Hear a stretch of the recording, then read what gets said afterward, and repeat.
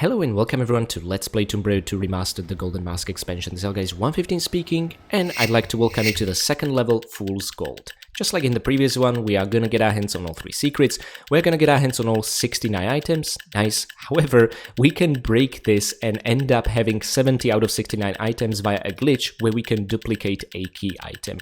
I'll talk a bit more about it later on in the level. I managed to pull this off on my PS4 run. We are also gonna kill all, listen to this, 62 enemies. That is insane. Opera House has nothing on this level. Like I said before, this level is all about combat. Furthermore, there are just a handful of breakable objects and we'll ideally end up breaking none of them. Now the enemies might end up breaking some of them, but we cannot touch a single one because of the true Komsomol member achievement where we ask not to break any hammer and sickle windows, okay? This for me is very frustrating, but don't worry, I'm gonna fix this via a montage at the end of the video from our alternate playthrough. So for now, let's keep this in mind, but just know that if an enemy does it, the achievement is still safe and not invalidated in any way. And to be honest, there is one window which needs to be broken by an enemy later on in the level. Other than this, there are overall 4 achievements in the level, and pretty much 2 of them we are gonna unlock at the level end screen and 2 of them towards the end of the level. I'm essentially going to talk about those once we reach that point. All you need to keep in mind for now is that you are not to touch any snowmobile because of the Snow March achievement, okay? That's essentially it. And to clarify things further, I'm now running our achievements playthrough. This is the one where we maintained the Nazdarovia conditions and not angered or killed any Inuits. Whereas up here is my backup save for my all kills playthrough. So what I'm going to show you mainly today is the Nazdarovia one, where we'll didn't kill enemies and we are also not going to break the windows. And then I'm going to use my all kills one to also break those hammer and sickle windows for some proper revenge. Okay, into the action. So, like I said, this level is all about combat, and it essentially starts in a very nasty way to set up essentially what you'll be experiencing throughout towards the very end. As if it wouldn't be bad enough that there are hammer and sickle windows here, Stalin faces and Soviet propaganda. The moment you climb up here, there'll be a shotgunner in this nook sniping you already, and whether he hits you or instead decides to make a turn and go deeper into the facility is completely random, okay? So if you do get shot by him, I recommend reloading and trying again until you do not to conserve that health, especially if like me you're interested in beating this level without using medpacks. Furthermore, we'll be chased by a dog and another shotgunner, but I have a plan, let me show you. Ah! Okay, someone else was shooting at us, probably the other shotgunner. Now, get the automatics out, I recommend them for taking down this annoying dog. Well, as soon as it wants to get here. Okay, where is the dog?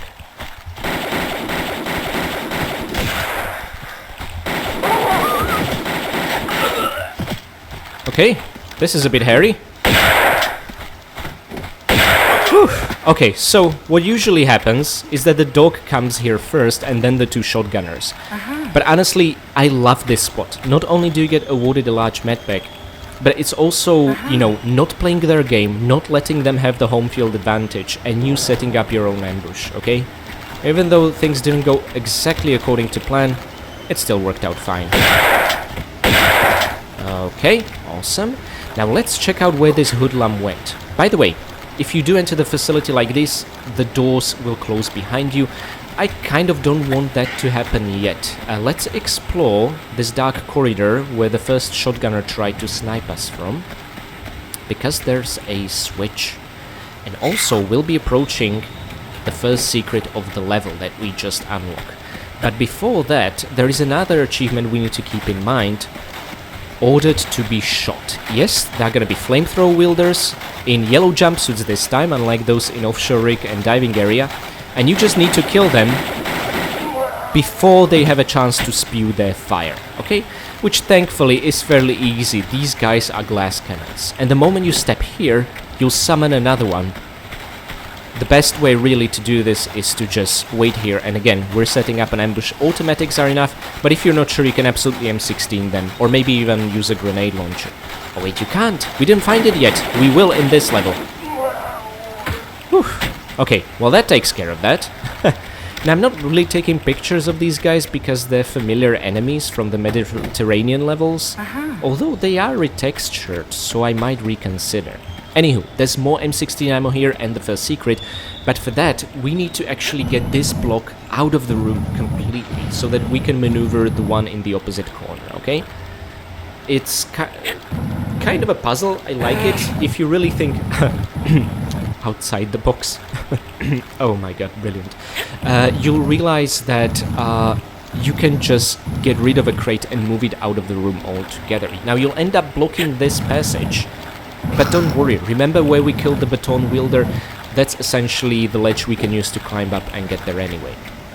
By the way, one of the flamethrower wielders dropped a small medpack, which is awesome. These guys never dropped anything in the core game. And here they absolutely will, which is a nice change of pace. So, under the first block, more M16 ammo, always very welcome. We'll need that weapon desperately to snipe a few enemies from safe distance and conserve health, especially if you're, well, interested in not using a medpack in this level, which is quite the challenge. And there we go, golden coins, yay, the first secret is ours. Okay, we blocked that passage, unfortunately.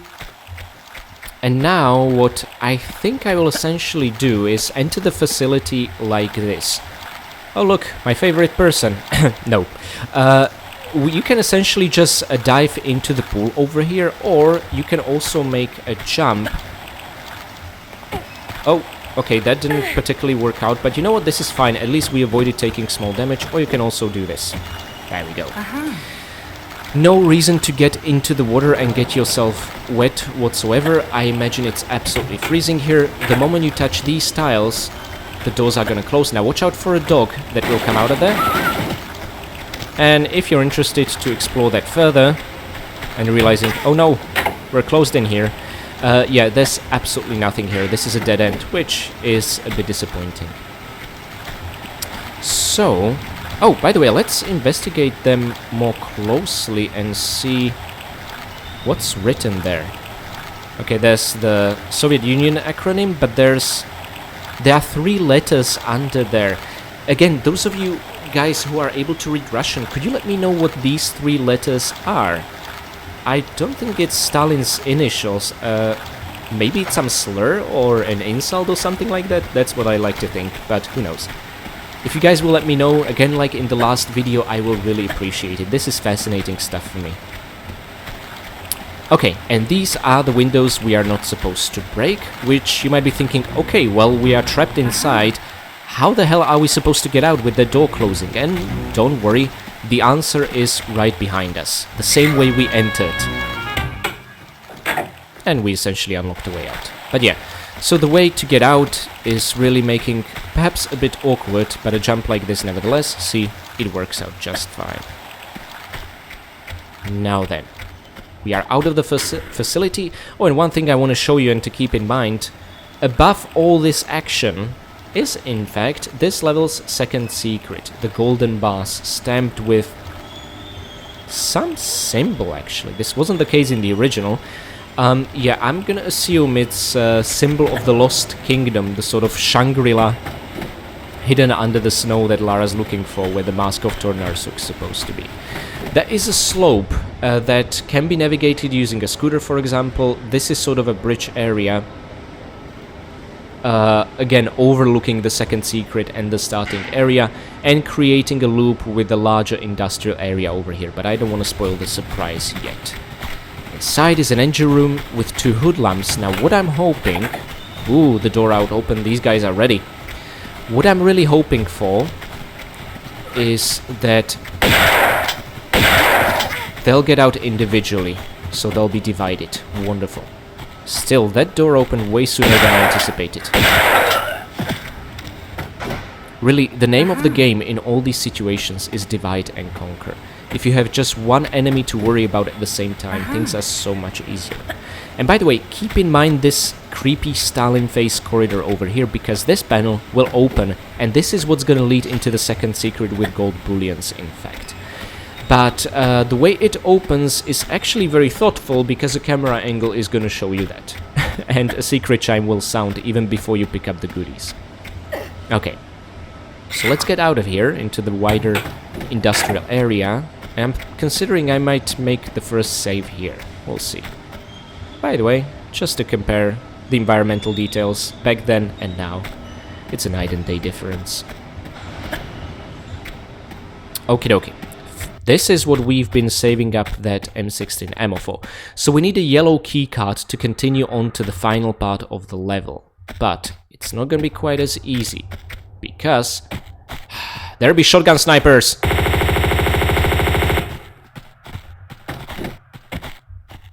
Uh-oh.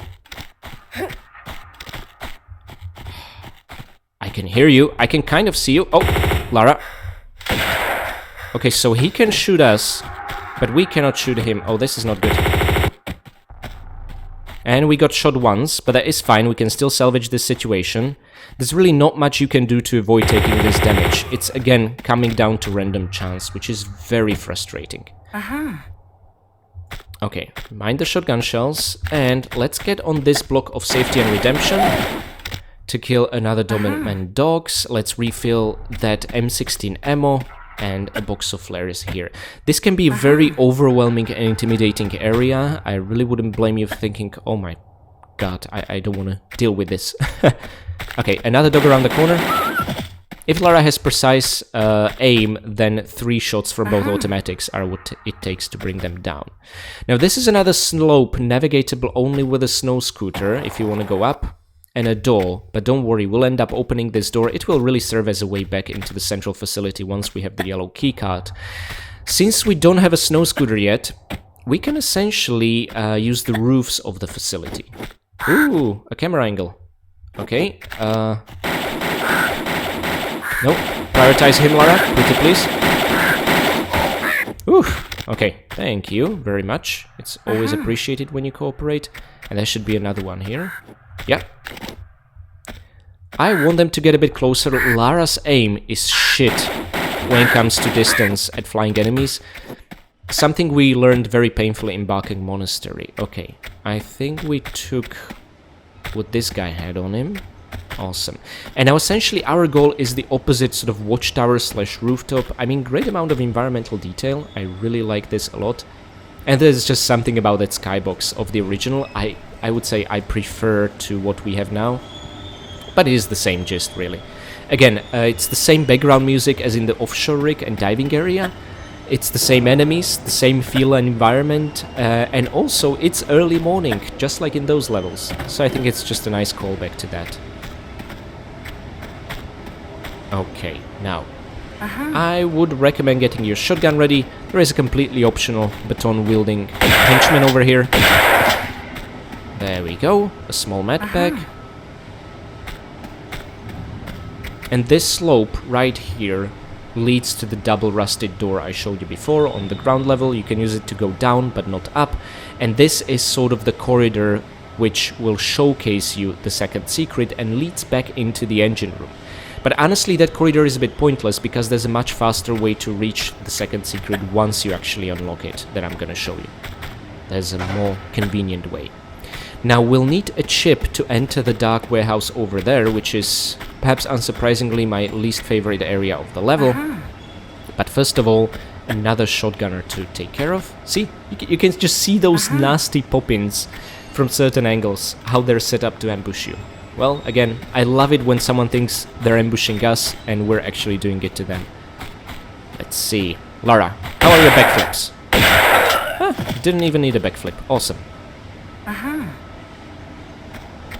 Wonderful, and into the watchtower. So I'm really sad that we took the damage from the roof shotgunner.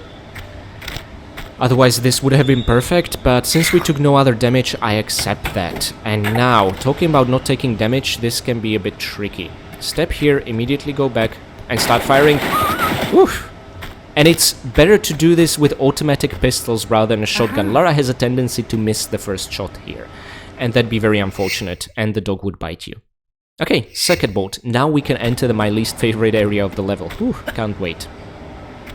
This is also gonna be where we'll need to keep the Snow March achievement in mind, because you'll be facing off against 3 guys on scooters, thankfully not at the same time.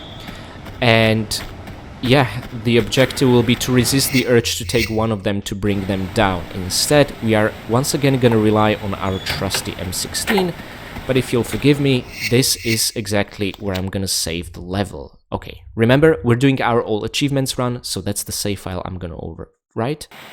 Every situation calls for a proper implement, and in this case, that will be our beloved M16. Let's take aim and do not release under any circumstances. Oh my god, that's a lot of damage. But you know what? That's fine, because from this point on, we'll only necessarily take damage one more time. Okay. So first of all, we are surrounded by rats, and it might be fun to drive over them in the snow scooter, or to even shoot them with the... Oh no, there's another one. It was very quiet.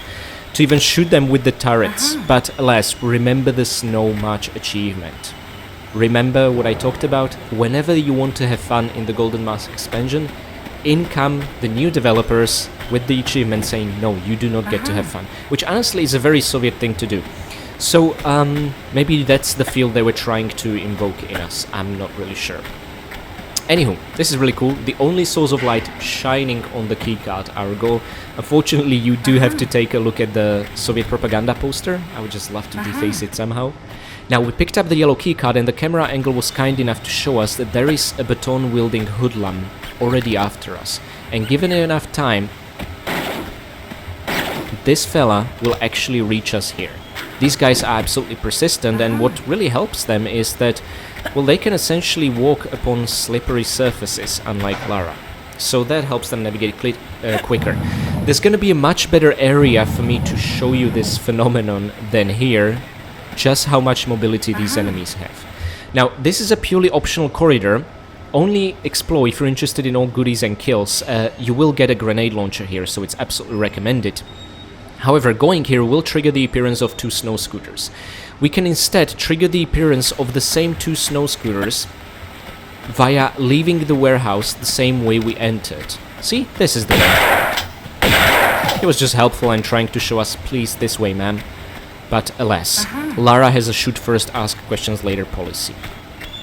Now, I want to show you camera angle, which will show the appearance. There we go. Let's immediately run here.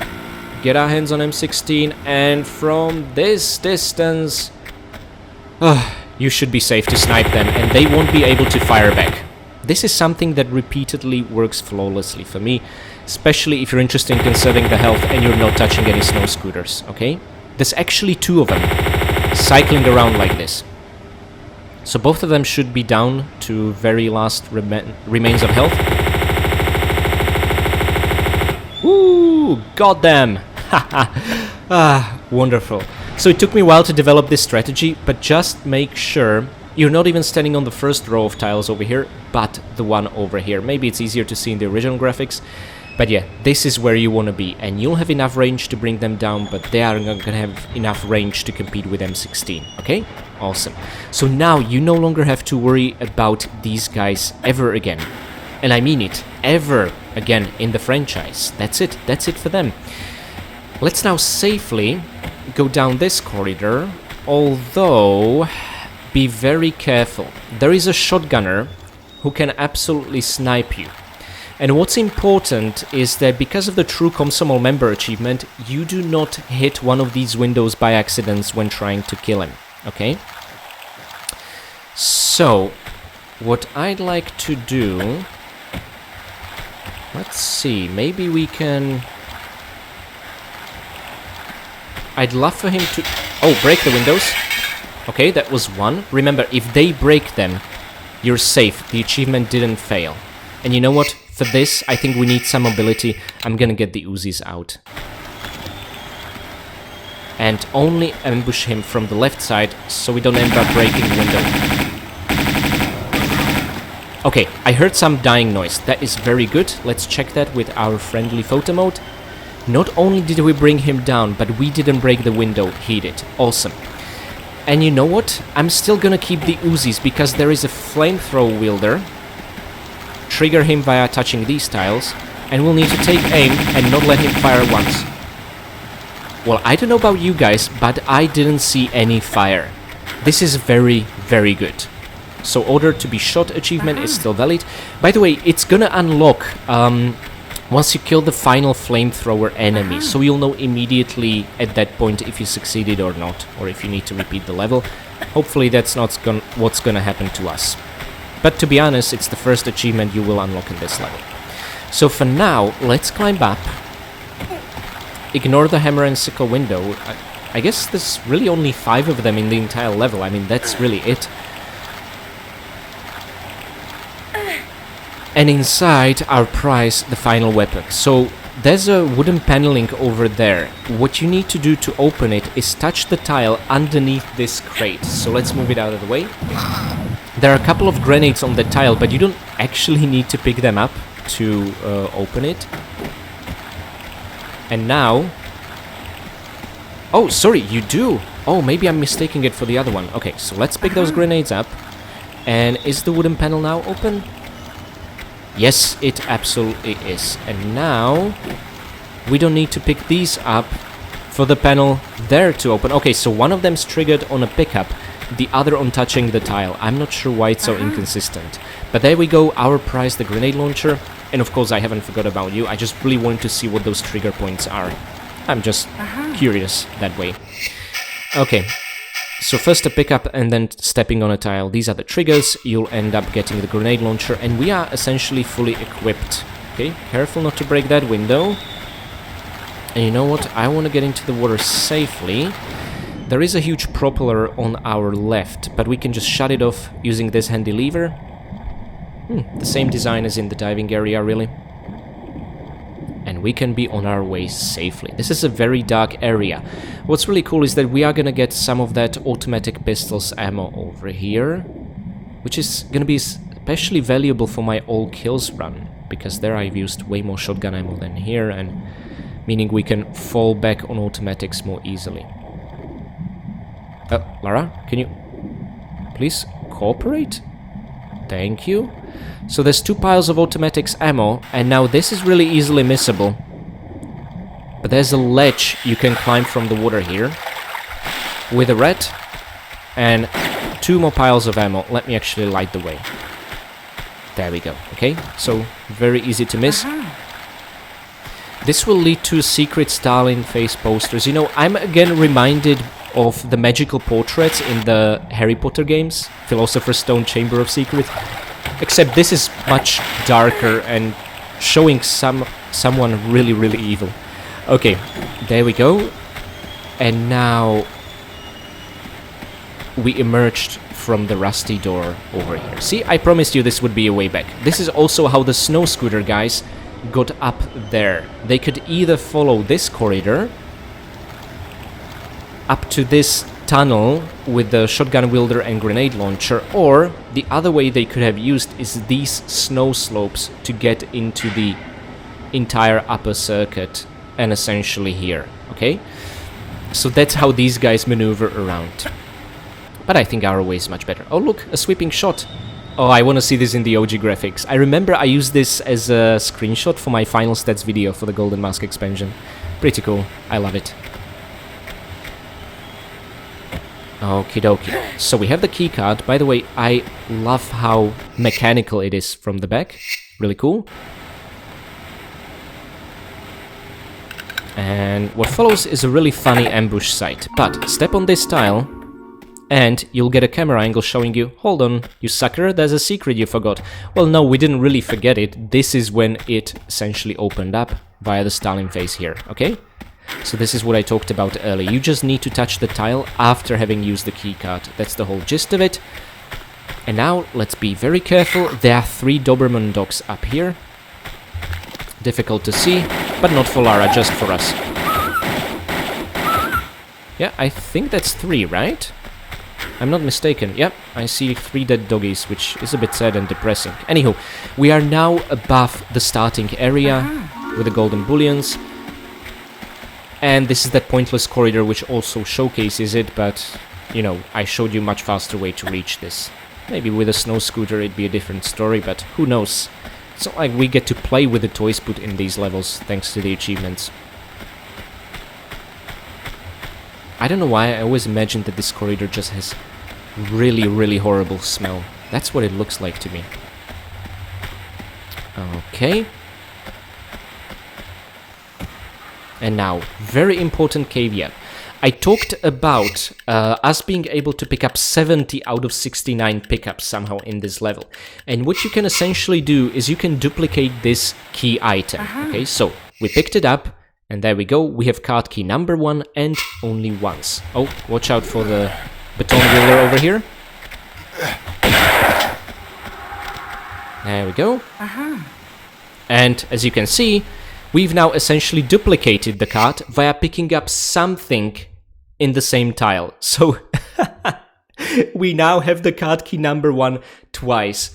And this way, our pickups count has also increased, and when we reach the end of the level, we'll have 70 out of 69 pickups. Now, I don't mind that we sort of permanently messed up the pickups count here, because I'm actually gonna use my other playthrough with all kills and breakables and items to have the proper count, okay? But this way, I just really wanted to show you how you can trigger it, and yes, this absolutely counts towards the total for the harvest plan implemented, okay? So I wanted to use this playthrough to showcase that, so I really wanted to kill the baton wielder on that particular tile. Now, if you'll forgive me, this is a place where I'm gonna save again because we've been through a lot and a lot can go wrong here, my goodness. Now let me explain the gist of this room. It's funny because we got our hands on a shiny new keycard, or 2 keycards if you trigger the glitch, but here's the thing. No. Yeah, none of them fit. See, it's red star this time, so we need a red one to go through. So you're thinking, okay, well there's a switch here, let's just press it and be on our way. No, this opens the wooden panel behind the door we need to unlock, which is pretty damn funny. Okay, it is actually the guy who appears here after you press the switch at least once that has the correct keycard allowing you to go.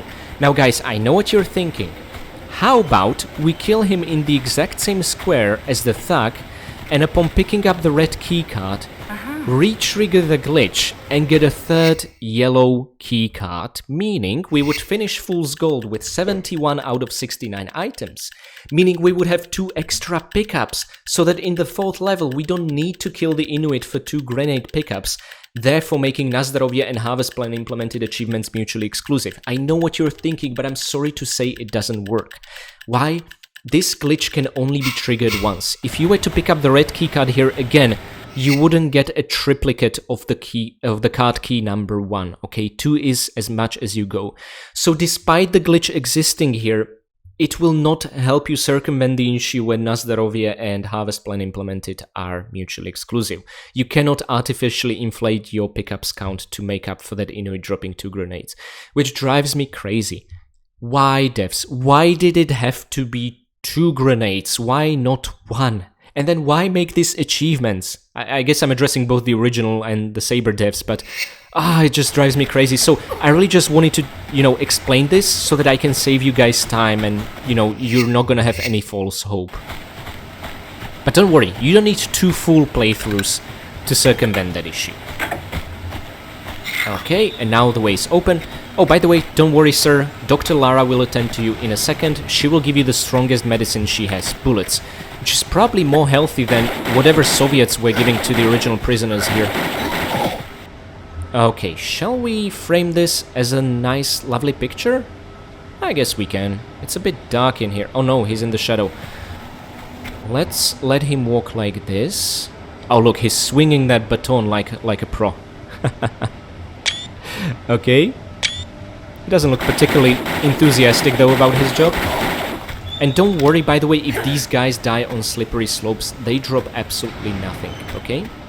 So, let's climb all the way up for the purposes of getting our hands on a box of flares. And that's it, there's nothing else to see here. Just kidding, there's plenty to see here. So first of all, as we approach the crates at the very top with plenty of pickups, we'll be ambushed by 2 shotgunners. The best way I found of taking them down without taking damage is take advantage of this block over here. So let's fire a few shots.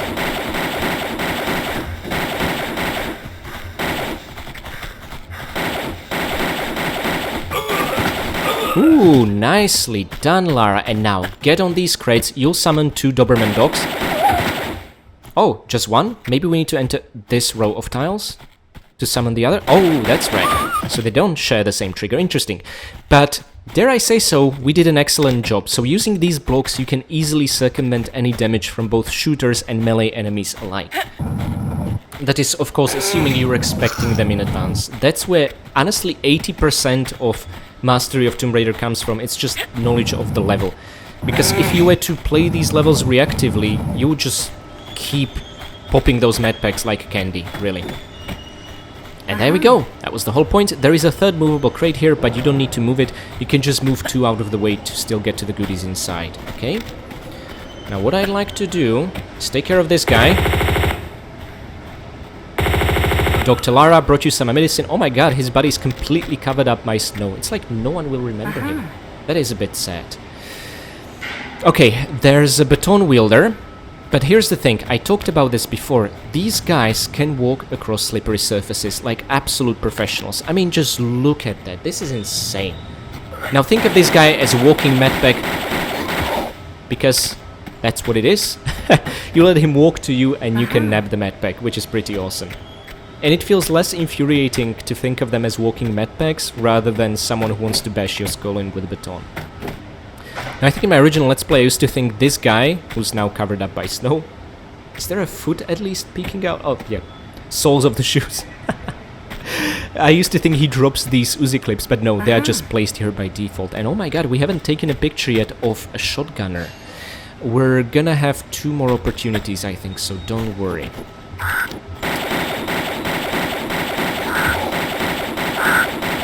I think no need to take a picture of a Raven, these look identical to the core game, and this guy drops nothing whatsoever, so don't worry about that. What we want is to get our hands on those automatic clips over there, but here's the real kicker.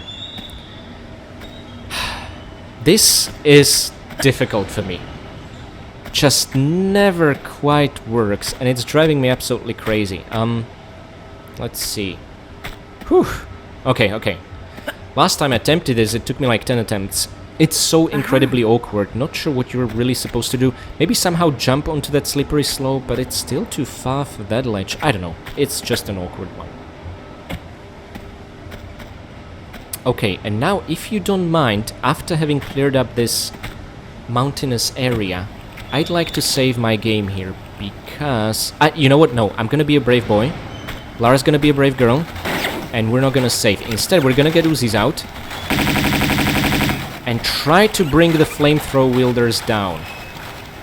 Because, remember, according to the Order to be Shot achievement, you need to bring these guys down before they have a chance to ignite their flamethrower, which is stressful.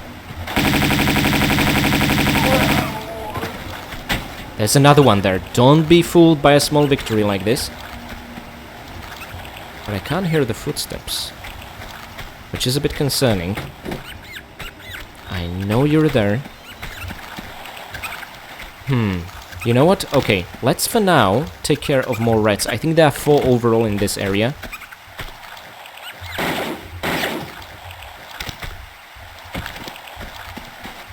Oh, I hear the footsteps. Whew. Oh, that's the first one we injured. He was so traumatized by that he just didn't want to show up. Okay. Good. And don't worry, there's one more flamethrower wielder. We'll take a picture of the very last one to commemorate this special occasion. What was the word I used? Commemorate. Wow, okay. I'm good at talking, aren't I? Okay, and another rat. If we pretend like we entered from this square, every single row of tiles has barrels, and none of these will kill these rats. Which, in my case, I'm happy about, because we get to land all the kills. Now, to open the door... This is what we'll need the yellow keycard for, okay? And the slot to open that door is all the way over here, which, yeah, it's a bit weird. And we get to keep the extra glitched duplicate of the keycard as a souvenir. Now, I recommend not going through the door. This also opens a trapdoor over here, and there's a plethora of goodies you can pick up safely. There is a final flamethrower wielder here. But we have not really triggered his appearance yet, so like I said, you can safely pick up a ton of goodies here. There we go, and these guys, yeah, I want to take down with Uzis. I don't want to leave anything to chance. If we can bring them down even a second closer, all the better. By the way, there's another pool here that's not attached to the large big one, which can be perhaps a bit confusing. With 2 more goodies. Very easy to miss, because you get out of the water, you're thinking, oh, we explored the water in here. But no, this is a separate, unrelated pool to the previous one. Okay, so now, let's be real careful. This is where we'll trigger the guy. And I want to take a picture. Maybe when he walks out of those barrels. There we go. I think this is decent enough. I like to roll my shots a little as well. Just to give it a bit more dynamism. It's probably not gonna get better than this, so... And we did it. Order to be shot. Do not let flamethrower enemies have time to use their weapons. Uzis are the fastest way to achieve this, okay? By the way, none of these guys drop anything. Now, what I like to talk about is the son of a bitch over here. Let me take a picture next to the Stalin... Oh my god, this is really creepy. It's like Stalin's personal fan club over here. Yeah, very confident. But what this guy doesn't know is that we have a grenade launcher. And this guy is the sole reason I've been hoarding as much health as possible, because we are gonna get hurt here. It's not a question of if, it's a question of how much. Let's see how this will go. Let's first of all approach him in a way where he won't be able to shoot us. Very safely like this. And he's still hanging out in the exact same Stalin fan club spot. So... may fortune favor the foolish, and let's hope we'll only get hit by that shotgun once. Okay, that was really quick, but we're quicker. Only one way this could have ended, and honestly, the fact that we only got shot once is really, really good. I was thinking we might get hit 2 or 3 times whilst climbing up, but this turned out great. Now the pain is not over yet, there's yet another shotgunner over on that side. We'll take care of him. But unfortunately, he'll have a couple of opportunities to snipe us. What's really neat though is that we'll end up interrupting the Temple of Xi'an theme with the third and final secret of this level. Yay! There it is, the Golden Skull. Now, what I'd like to do is bring up our long-range weapon and take care of him. Oh, I think I've seen the beginning of a dying animation and heard something like a... So that should have taken care of that. Now, the moment you step on the bridge, ambush! But with automatics and a shotgun, you are covered for all scenarios, essentially. Now, these guys don't really drop anything, so you don't have to worry about that, okay?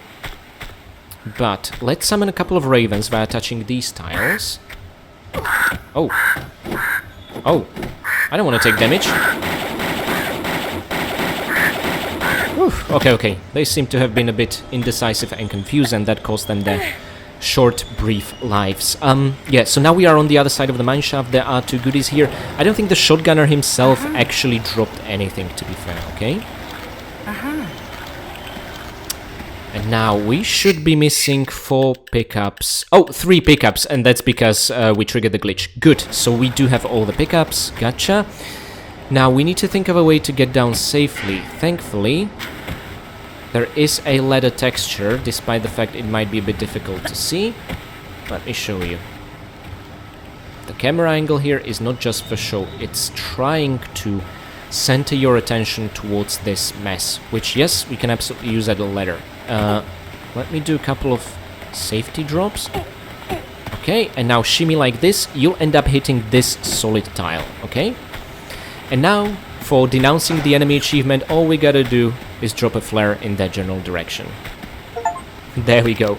Throw a flare into a small rat hole. Now, don't worry, that's not it for the rats. There should be, I think, 3 more once we pick up this large medpack. 1 from the hole, and then 1 from each corner, opposite of you. What an ambush, huh? Lara, your aim is as terrible as the rat's ambush. Okay, now, we get to slide down to the end of the level, almost. There's still 1 pickup to think about, but do it backwards, please. You'll save up on some falling damage. And I mean, our health bar is not blinking yet, so it's not all bad, but it's not great either. And here, we'll get a preview of the best level of this expansion, and look at these terrifying faces. You know what's really great about these? Is that these are not just some random generic faces and some random generic figures. We are gonna unpuzzle the mystery of what these murals show in the next 2 levels, which I think is absolutely awesome. This is how environmental storytelling should be done. What's funny is that the face belongs to an enemy that Lara already defeated before Tomb Raider 1, and I'm gonna let you guys have a wild guess what enemy that is. Now I think we take another step. That's it for this level, and we'll unlock the remaining 2 achievements. So let's save here in our achievements run and see if we were careful enough not to break any windows. Yes! Haha! True Komsomol member, don't break any hammer and sickle windows. Snow March finished first 2 levels without using a snowmobile. So my friends, not only did we beat Fool's Gold, a heavy combat focused level without using a medpack, unlocking all 4 achievements, and picking up an extra pickup, so 70 out of 69, but I'm now gonna show you a montage where we'll single-handedly break every single one of those windows. You know what? Without further ado, let's start.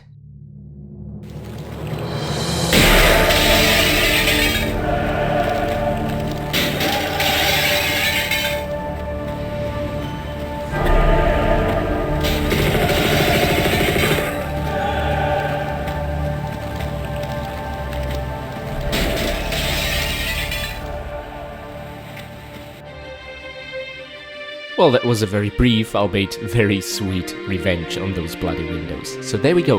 This is our stat screen for our all Breakables playthrough.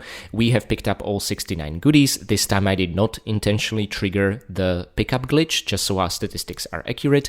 We have killed all 62 enemies. We again didn't use any medpacks, and just look at that, 5 out of 5 broken objects. That makes all the difference for me, despite the fact I'm putting this in the video editing. And also just look at our time, so much better and faster. This is what happens when I just play the levels and don't take my time to take in the sights and do commentary. Okay guys, so hopefully you found this fun and not particularly useful, I know, but it's gonna make the final stat screen all the better at the very end of the expansion. Now before we move on to what I consider to be the absolute best level of the expansion and just one of the best classic Tomb Raider levels, I would like to say thank you to my amazing patrons.